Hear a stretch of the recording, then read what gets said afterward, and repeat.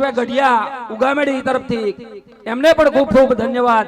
એટલે તાળીઓ તો પાડો, આવો આંકડો આવે ને તાળીઓ ન પડે એમાં આ આખ્યાનમાં મજા ન આવે।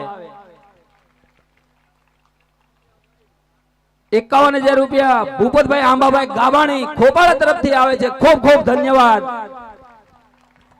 51,000 રૂપિયા જયેશભાઈ સુતરિયા જમરાળા તરફથી આવે છે, એમને પણ ખૂબ ખૂબ ધન્યવાદ। 51,000 રૂપિયા અમિતભાઈ જીવરાજભાઈ ગોલરામા તરફથી આવે છે। એટલે તાળીઓનો અવાજ નથી આવતો, મારો આંકડો કેમ બોલવો?